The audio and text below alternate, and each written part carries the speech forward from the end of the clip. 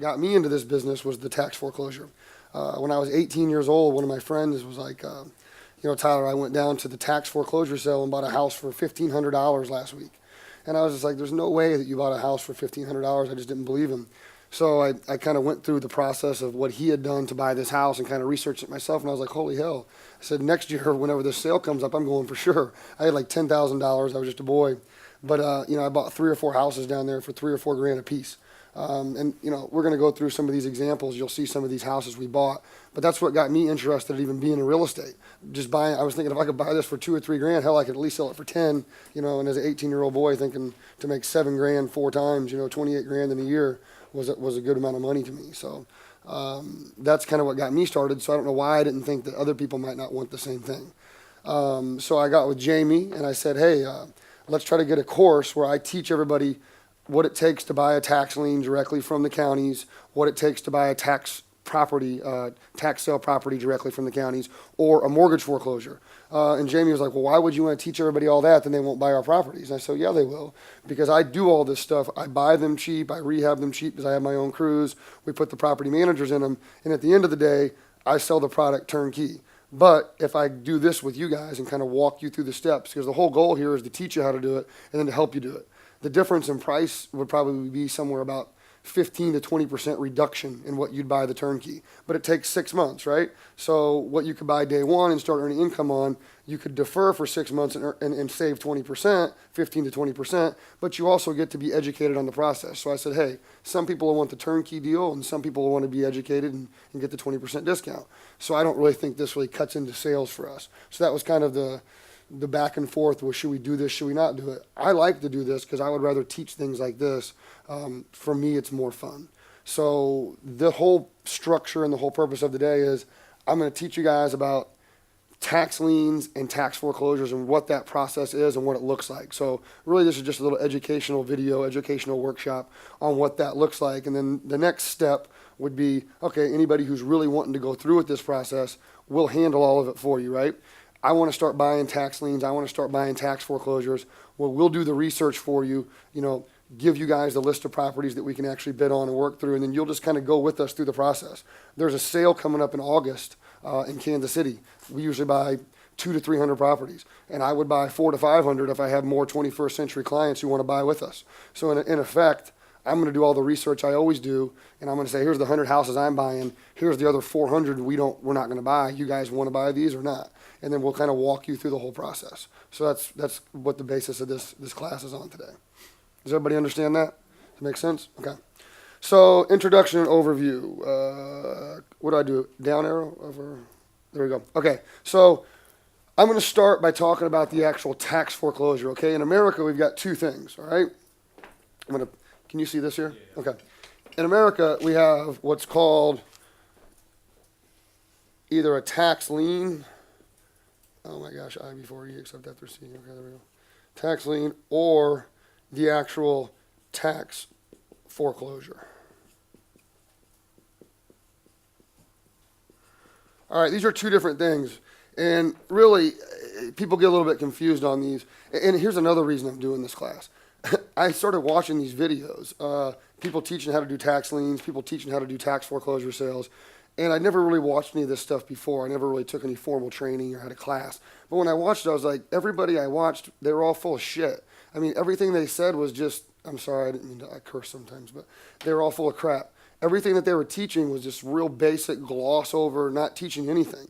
And so I'm like, okay, these guys are teaching nothing and selling this. I want to teach people how to really do this thing. So all the classes that I saw were just kind of skin deep. I really want to dive in this and have this be a 6 or 7 part series where I really get deep. But a tax lien is different than a tax foreclosure. The tax lien, some counties in America, all right, in America, so we've got the main government, the United States government, that taxes your income, right? But the individual states, the 50 states, they tax your personal property. So this is state specific. This has nothing to do with the federal government. It's state specific. So the individual states have counties within those states. So we have a big state. Inside the state, we have a bunch of individual counties. The counties are the ones that are assessed these taxes. Some counties have a little bit more money and have a little bit more ability to wait for their income. Okay, And what I mean by that is this. Every property in America is taxed on a yearly basis mostly. Your taxes are due at the end of the year. Sometimes, if you haven't paid your property taxes at the end of year one, the county goes off and sells a lien, a certificate against your property, right? And then you can go in and buy that certificate, and the county sets what the interest rate will be. It might be 4, 5, 6, 7, 8, 10, 15%. They're all different. But the tax foreclosure is 3 years of delinquent taxes, okay? The bigger counties can wait 3 years because they have money in reserve. They don't need the money year one.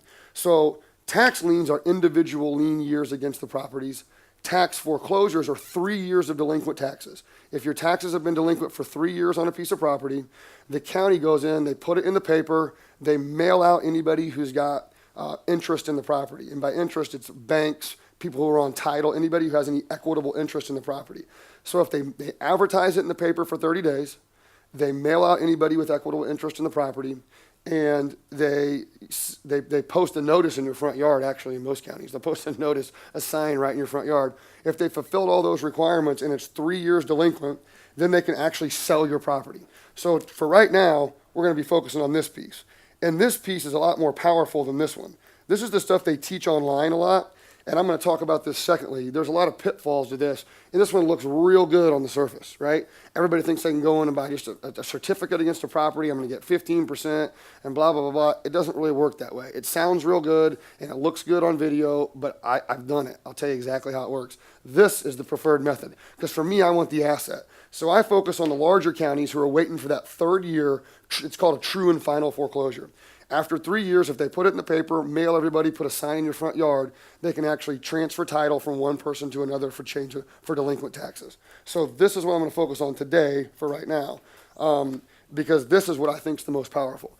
And these are two examples, true examples of properties I bought at the last foreclosure sale. This property here is in a neighborhood that goes for about $375,000 to $1 million. This property here is in a neighborhood that goes for about $500,000 to $3 million. That property, 7,000 square feet. This one's 4,000 square feet. This was an after rehab photo of the front of this house. This one I never rehabbed. But just so you know, last year I bought these properties. I bought this for $75,000, all right? It needed about $120 in work. So I was into it for about 2. I sold it for $350. So it took me 4 or 5 months, probably 5 months to turn 2 into $350, right? So that's a pretty good number, okay? And this was a no-brainer, easy one. This was right down in the main central business district of this city, right? So something real close to here. So this one here needed a ton of work. It's a beautiful house. It looks like a dang castle. You can't see it all. But I bought this for $17,000. It's 7,000 square feet. It was worth about $1 million when it was done, but it probably needed $400 in work. I mean, it was in really bad shape, right? So rather than do the $400 in work, that's a lot of work for me. It's a crew killer is what I think about. Take my biggest crew 3 months to do that house. So I just flipped this to a guy for like $75,000, I think. I got to look at the numbers. But so, I mean, 60 grand profit on 17 spent after 3 months. I mean, how do you beat that, right? So these are sexy deals to me. And these are real. This isn't something I read in a book. This isn't something I heard about. I bought this house myself. I bought this house myself and sold it. So these are real examples. And these I bought at the tax foreclosure, right? Because I want these assets. For me, I like the actual houses. That's just, I'm a house guy, you know. So what I'm going to do is we're going to talk about the 9 steps for success. I kind of broke this down into 9 steps about how we're going to look at this thing. And then I'm going to talk about the mistakes. And then I'm going to kind of start the process of getting anybody started who might want to go to these sales. Hey, is there any way I can get some water while we do this? I just want to keep drinking water. I don't feel real well. So if we go to the next slide here. All right. So the definition, and I'm going to put this up here too. The definition of tax foreclosures, my assistant wrote this. Let me make sure I like this. Hold on. Tax foreclosures are properties of enforceable.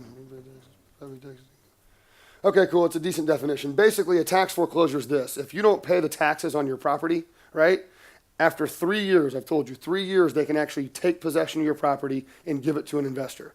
But the tax lien is a yearly thing, and you got to wait for 3 tax liens to build up before you have a tax foreclosure, right? I don't mess around with the liens because they're really just pie in the sky. I want the asset, and I'll tell you why they're pie in the sky. Not always, but it's like trying to find a unicorn or a diamond in the rough. The tax liens, you have to do so much work to find the one tax lien that actually pays off. By the time you do all that, you should have just bought the properties. And your chance of success is 50% at best on those. Whenever I buy these properties, I know what my chances of success are. I know what I bought it for, I know how much it costs to fix it up, and I know how much I can sell it for. I can control that. I can't control the tax lien, and I'll talk about that.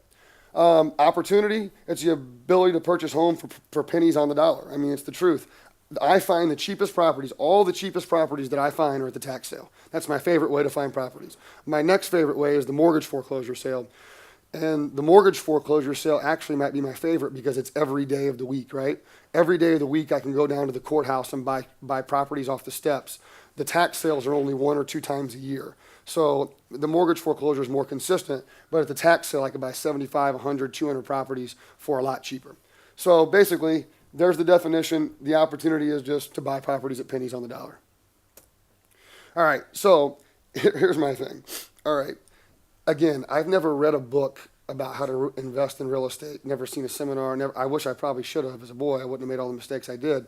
But the only reason I know so much about all these tax sales is, one, I've probably bought maybe 10,000 properties over the last 15 years at these sales, but I've also made every mistake anybody could possibly make. So it's like I've come from the school of hard knocks on this deal. I mean, growing up, every mistake that no one taught me anything. So I'm just like a bull rushing in, doing all these things. And every once in a while I'd make a mistake. Luckily, it all worked out. But so what I want to do first of all is say, here's the stupid things I did that we don't want to ever do, right? So here's all the dumb things I did. And then I'll show you here's the successes. So that's kind of how I learn, right? I learn from my mistakes. So this one here looks really good, right? This is the true purchase price, $2,268 for this, right? Like, who wouldn't want that for $2,000? Now this is after rehab photos. My rehab was probably $30K on this thing, but whatever. So you buy this for $2,000 and you put 30 into it. I'm into it for 35. It rents for $950 a month. Pretty good deal, right? So when you see this, who in the hell wouldn't want to buy this for $2,200? Great deal, right? Except for this is my first lesson in federal tax liens. And let me tell you this. Here's the way this thing works. On a foreclosure of any kind, there's a level of superiority of liens. I'm going to put it up here. What I mean by that is this. So let's say this is the top of my totem pole here, and this is the bottom. It starts like this. Federal tax. Let me write these down. Federal tax lien. County. State. I'll get out of the way so you can see this, but lien. This is short for mechanic, lien, and then mortgage.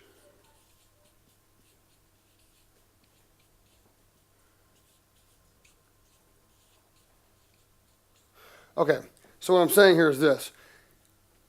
There's a level of importance or superiority to all properties and liens against those properties. The number one most powerful one's the one from the federal government. This is an income tax lien, though. It's never for property taxes. It's for income tax. So what's your name, sir? Bill. If Bill doesn't pay his taxes on this property, his income taxes, say Bill's a doctor, and he made $1 million this year, he owes $250 in taxes. If he doesn't pay him, the federal government assesses it against his house, right? So that's what this kind of lien is. County or state liens are these tax liens I'm talking about, personal property tax liens. So this is the stuff we're buying right here. So we're at basically point number 2 on the level of superiority. So the only thing superior to us would be a federal tax lien, which I learned on this property. Below that is a mechanic's lien. So basically I went and did electrical work on your house and you didn't pay me. So I went down to the county and put a levy against your property, and that transfers from house to house to house. And then these are the mortgages, right? So say you got a first mortgage on your house, a second mortgage, a third mortgage, whatever it is. I don't know how you guys, are they mortgages here in Australia? Is that what you call them? Okay. So do you guys do the same thing? My first mortgage is superior to my second. Can you guys get seconds and thirds here? Okay, well, whatever. So the first is superior to the second superior to the third. It makes sense. So if you buy this, all this goes away, but this does not, okay? So anything below you get knocked off. So if I buy the tax lien and there's a mortgage on this thing for $100,000, that mortgage goes away. And I'm going to talk to you guys about this. It's very interesting. You think, well, how the hell does that ever happen, right? And it usually doesn't happen because most mortgage companies, the county's got to mail out all parties who have an interest in the property, right? So that would be you as the owner, you as the mortgage holder, you as the mechanic's lien. So these mortgage companies usually get mailed notices. The problem is some of these companies are so big and they miss these things sometimes. I'm going to show you some examples of properties that had $200,000 mortgages on them that the taxes went for $5,000, and these mortgage companies were just left, really screwed. And I'm going to give you some examples of this too. So when you buy these things all get knocked off. On this house here, when I bought this house, think it was some great deal, bought it for this. I bought this in 2010. And then we had a buyer on this one for I think $50,000 or something like that. It was $1,000 rent. It's in a $70,000 neighborhood, right? So it was a good deal for everybody, but I went to sell it and they're like, oh, hold on, Tyler, there's a federal tax lien against this thing. I'm sorry, this was in 2002. Federal tax lien against this thing for $23,000. And I was like, whoa, well, hold on. I'm not this guy. I'm not Bill. So can't I just prove to you that I'm not Bill, and then you can just release this and put it on Bill's house over somewhere else? And they used to do that, but they quit doing that. The federal government's a little bit more hard up for money. They say, no, Mr. Investor, you're a smart enough guy to buy this property. You should have figured this out. You owe us the money. So instead of me making a bunch of money on this house, I lost probably about $18,000. So that was my first lesson in don't ever buy a property with a federal tax lien on it.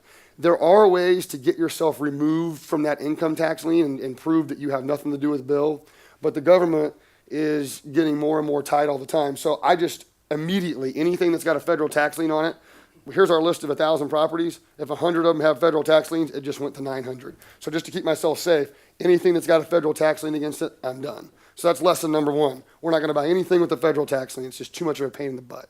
Okay? So that's the lesson I learned here. Does that make sense to everybody? Is everybody good? Here's the other thing. I don't want to bore you guys with a bunch of crap. I'd rather give you straight to the point stuff. So if I'm moving too fast or you don't understand something, just let me know, okay? All right.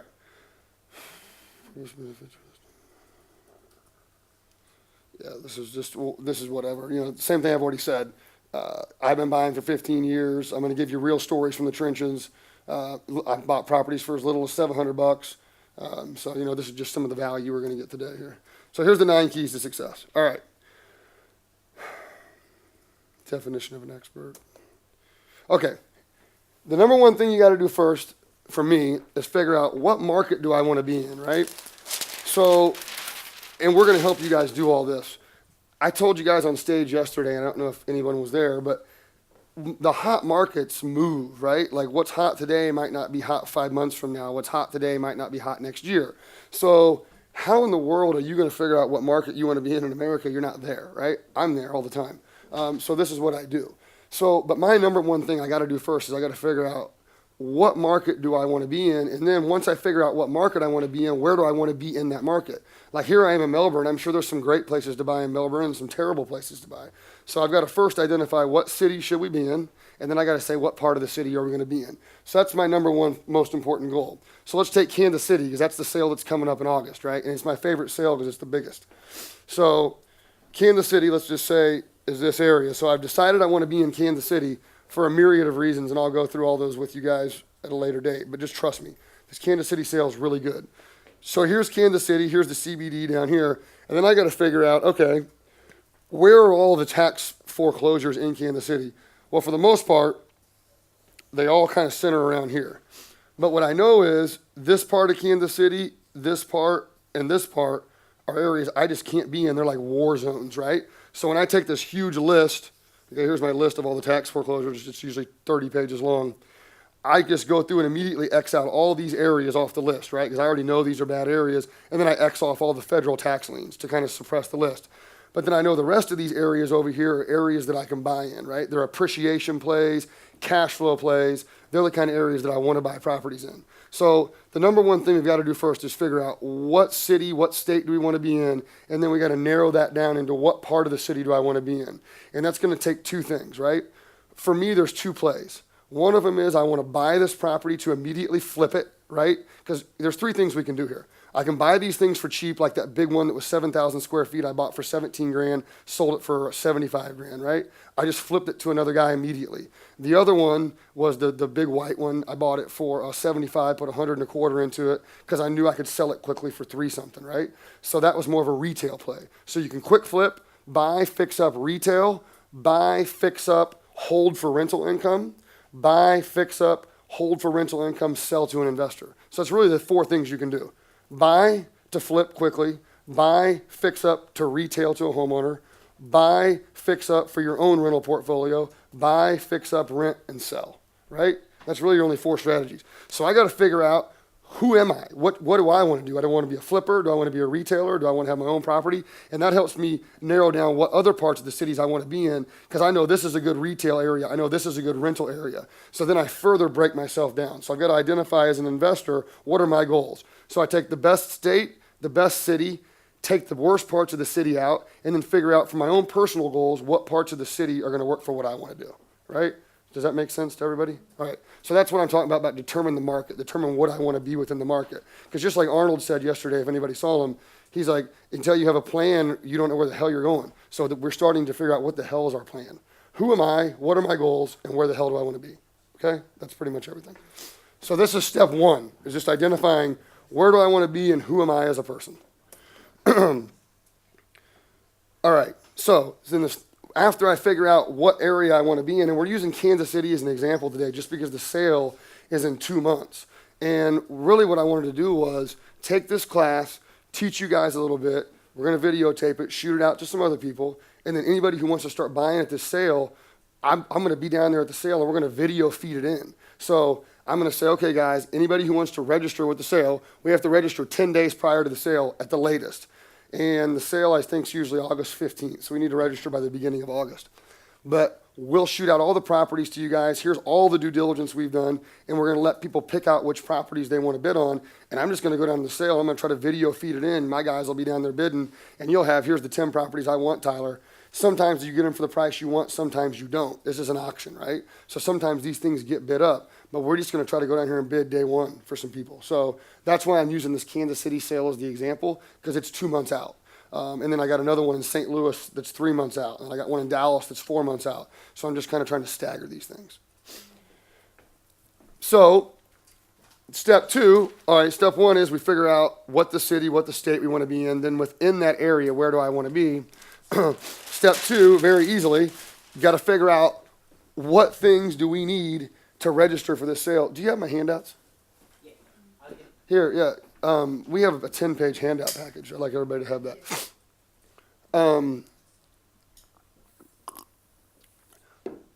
So at the Kansas City sale, there's a 1-page registration form. You fill out, you sign all this stuff, send it back in, you're good to go.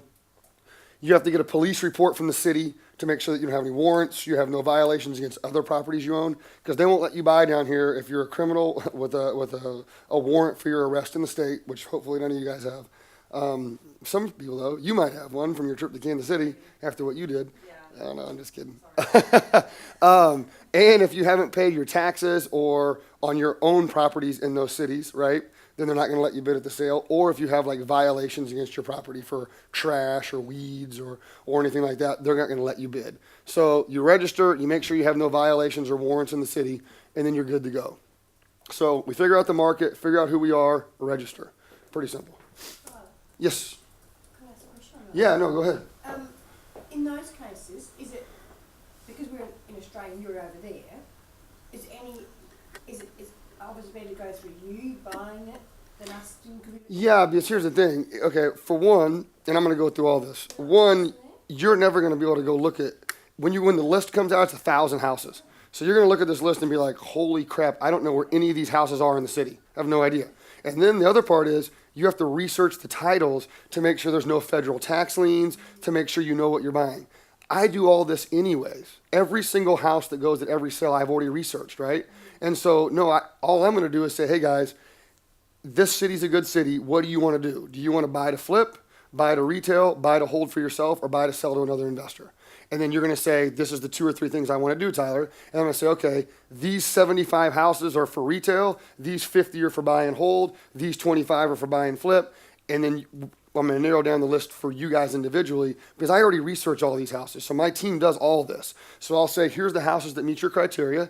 We're going to go out and take pictures of them. My rehab crews are going to go in and give estimates of how much the work costs. So we're going to do all the due diligence for you. I'm going to do all the work. I'm just going to let you guys piggyback off what I already do. This is no more work for me. My team already does it. The only more work's going to be down there at the auction. I'm going to have to keep everything straight for who the individual people are I'm buying for. But that's it. You actually auction bidding. Yeah, we go there. We're going to do everything. I already do it. So I'm just saying, okay, great. I can't buy all the houses down there. So why don't I help you guys do this, right? You get educated. Listen, at the end of the day, right, you have to pay for the course or whatever the deal is. You have to pay to go down here. So it's like we're still going to make some revenue on the deal. Obviously, we don't do this for free. But like I'm saying, at the end of the day, rather than buying the turnkey thing from us, you can walk yourself through the process and save 20%-ish. So this is a way to save 20% and educate yourself. That's the difference, right? So that's what we were trying to figure out. Where's the value here? And they were like, well, don't give too much value away. No one overbuy our turnkey stuff, right? And I'm like, well, okay, well, so let's figure out what's fair. So I'm going to do all the work for you, and then it's kind of a process. It takes longer. Like I said, it takes 6 months, right? But you get to save the money and you learn. Like I like to learn, right? Like I'm smarter for it. So yeah, I'm going to handle all that for you. I'm going to give you guys all the due diligence. Make sense? Okay. Okay, cool. So step 3, all right, and again, every city and state is different. I'm using Kansas City as my example. I have to give you one example. It's just the closest one. So in Kansas City, there's a publication. It's where all like legal publications come out. It's called the Pulse.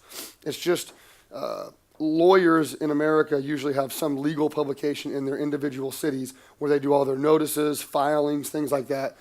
So this one newspaper, which I wish we had, Kardic's making you the copies, it will have 40 pages of lists. Let me see. I want to show this to you, actually. Hold on. It's a list, and it looks like this. And you'll never be able to read it if you don't know what you're looking at. So here's the newspaper, and it's literally all these little blocks in this newspaper.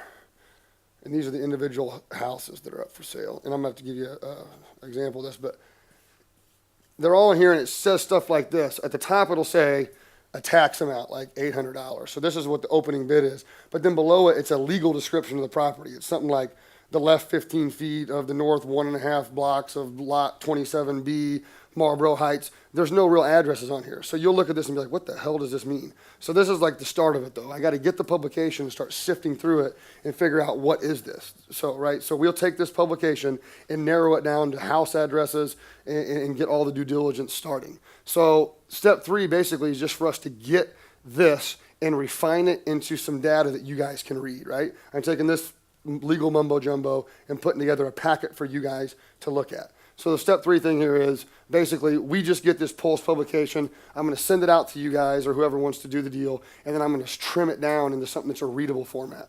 And when Cardick gets back, we'll have an example of this.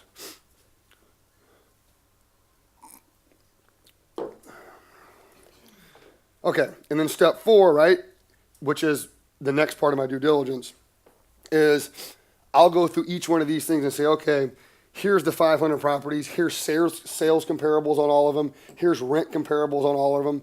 I'll give you general demographic information for the individual pieces of the city. I'm going to give you a zone map, which Cardick has as well. I wish we had these handouts. Sorry, we don't have them just yet. And then you guys can take a step back, is what I'm saying, to look at the big picture. Okay, I see the zones, and by the zone map I'm talking about, I'll tell you which areas are good for retail, which areas are good for flip, which areas are good for investing for long-term hold. And so you can say, okay, based upon Tyler's zone map, I know this area is retail, this is rental, blah, blah, blah, blah. I see the demographic information so I can make my decision there. Here's rent comparables for this area. Here's sales comparables. You guys have to make your own decisions on which ones you want. I'm just going to tell you the data, and I will only give you data on areas that I would buy in. So all the areas in my zone map are areas I'd buy for one reason or another, but you have to make your decision on what you want, because every investor has a different want. What I want to do might not be what you want to do, might not be what you want to do. Somebody wants 100 houses to hold for rental. Somebody else would like 100 houses to flip to his buddy. Whatever. Everybody wants something different. So this is part of that due diligence package that you were talking about. This is where I'm going to refine it all and shoot it out to you guys, right? So we identify the market, we get registered for the sale, we get the list of properties, and we start doing our due diligence to refine the list for you guys, okay? Does this make sense so far? It's pretty easy. All right, and so then what we're doing here is we take that list, right, and then you're going to still have 200 properties on there all over the place. And so you're going to have to really sit back and think, oh, there's still a lot of properties. Research it, look at it, I'll give you all the information. Then you got to narrow it to the 15 or 20 that you really like. You know, you can't really try to attack all 200. Well, you could.